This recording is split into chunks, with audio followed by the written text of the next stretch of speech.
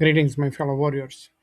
I would like to talk about the this article that I found online, and actually, it was suggested to me by Navy commander, and I would like to pass through it and to explain what I think it is going on. These few stuff about the article that I would like to mention, and it is article published in NPR, privatizing Fannie Mae and Freddie Mac is risky. Would it be win for taxpayers or Trump donors?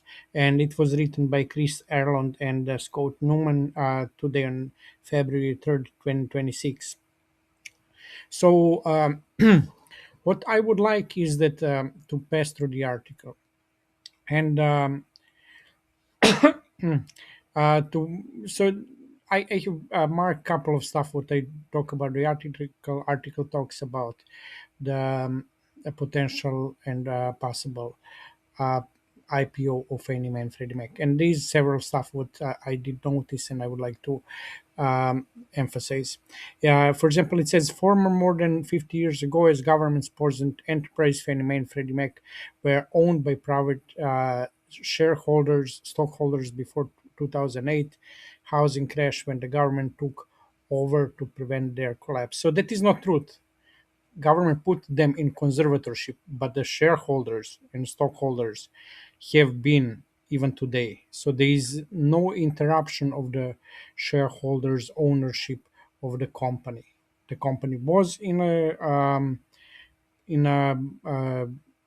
conservatorship, but we still own the company, and company government never it did took the control, but it didn't took over the company. So that is the first big deal. So it's incorrect. Next, in the article says about Pulte, and I like the guy. I'm not sure why they already text him. So it says he's the grandson of William Joe Pulte, who is like founded Pulte Homes around.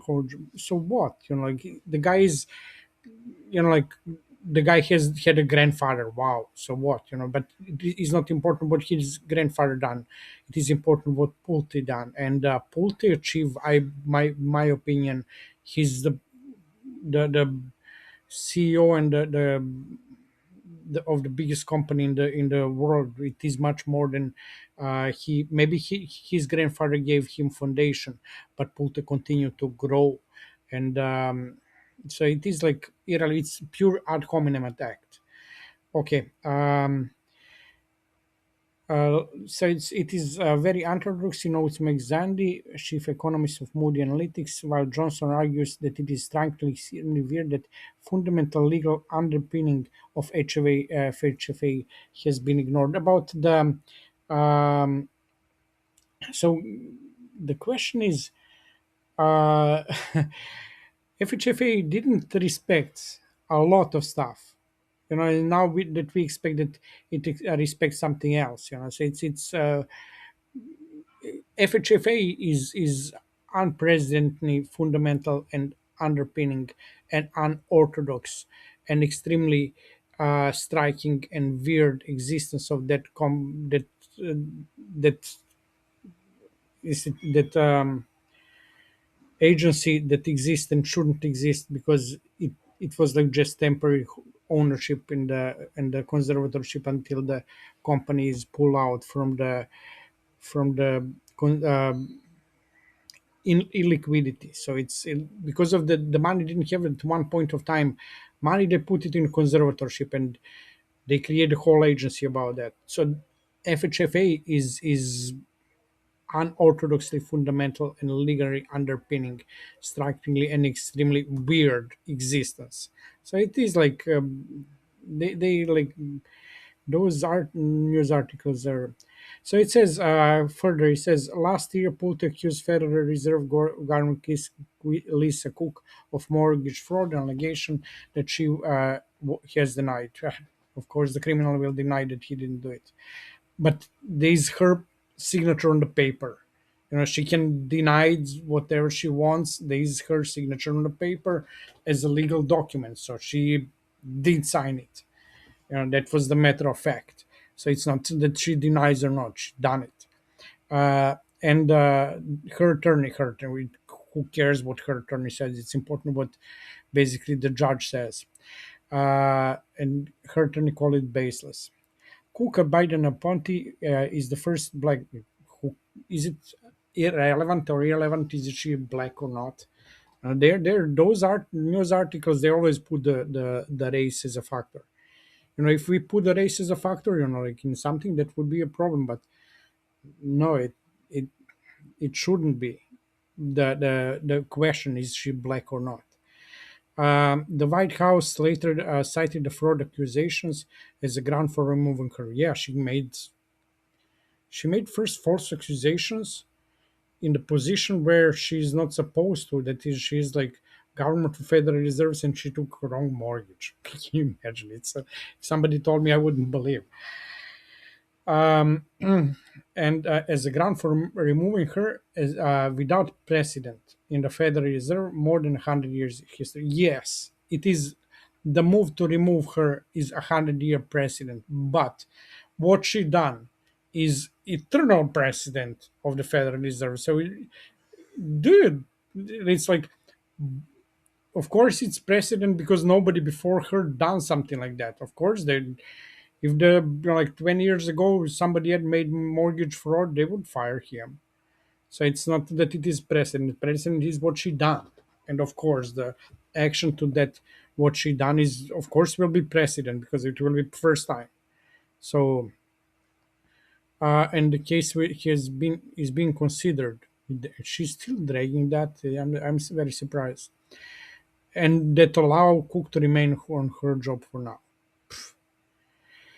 Um, So there's also the story about the Besant. There's a story. So it's like there's a story. Somebody told me that Besant threatened to punch Putin face. Treasury Secretary dating back to himself, he has a history of dueling, said Besant responses. It's normal response. If the two guys meet on the street and two guys are tough guys, as basically in the financial world people are, of course it will be harsh word, hard jokes, even like harsh confrontations, but that doesn't mean that they cannot cooperate. What is important that at the FCOC Financial Stability Oversight Council meeting that was happened like 2 months ago, Pulte approached Besant and they shook the hands. Everything was very friendly. You could see that there is no disagreement with them and that they are completely solid.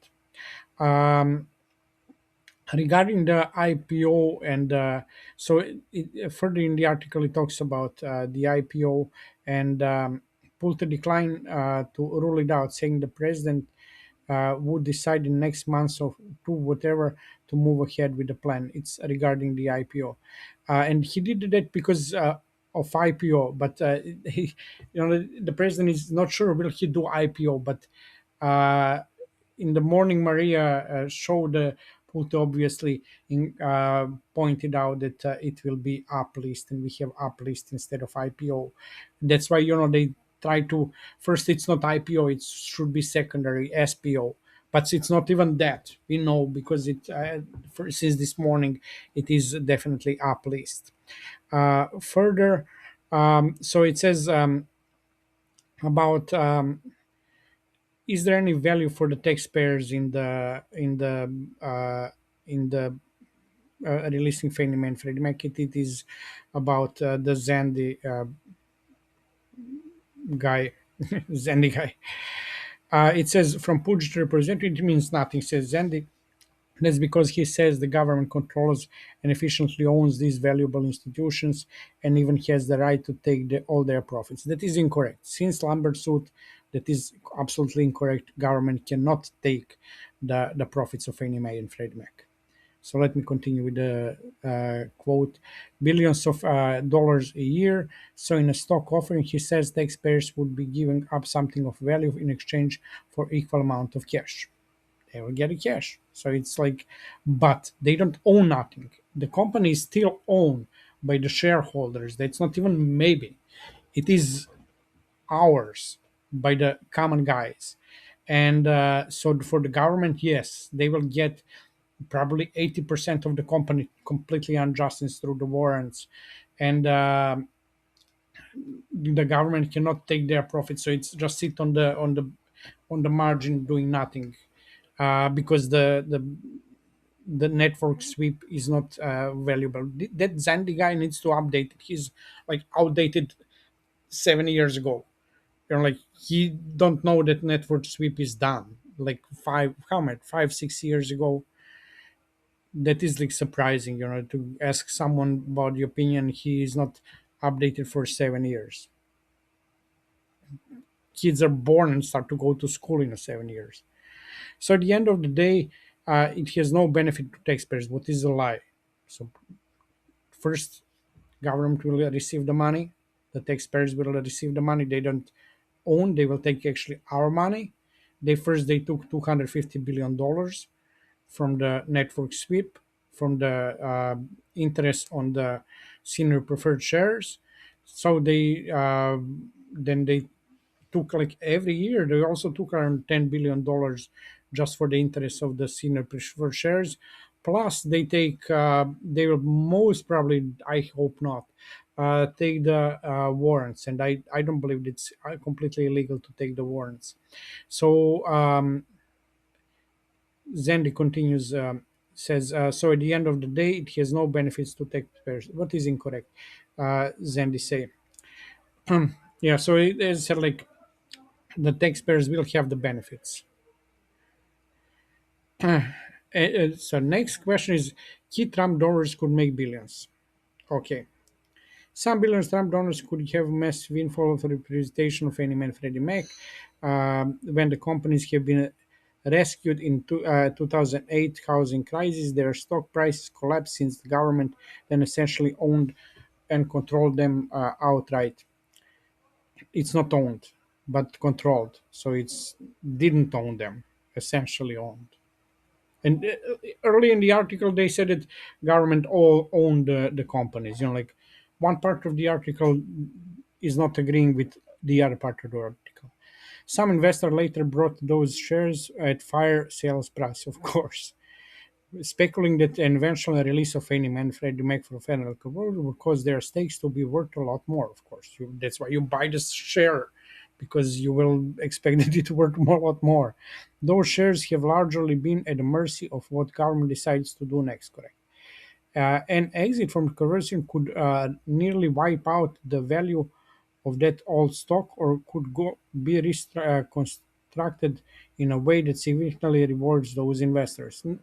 Not if I own a stock for 10 years, 17 years, what is realistically, and the stock was $40, and I own it for 17 years, how much I should be a reward, and what should be the reward? And like, if you take the rule of 72, so it's like 7 and 7 to 14, let's say 15 years, just so it's easier to calculate. So it's from 40, it should go to 80, from 80 to 160. So realistically, that price of that share should be 160. That is like fair value in that aspect. Like, should, if I kept the stock since 2008 up to now, that I gained the fair value. Fair value is 160 because it went from 40, and because of government it fell down. So from 40, we have like a rule of 72. Two times it's 80, 160. So that would be like fair value. And it is not that we are rewarded for something. We are rewarded for the risk. Let me continue. The billionaire investors with large holding of that stock include prominent hedge fund managers. He happens to be major Trump donors. So what? The vocal supporter Bill Ackman, through he's not. He's Bill Ackman is not so vocal supporter of Trump. He's like, I don't believe that he's sincerely his supporter. He's doing it for the because of the company.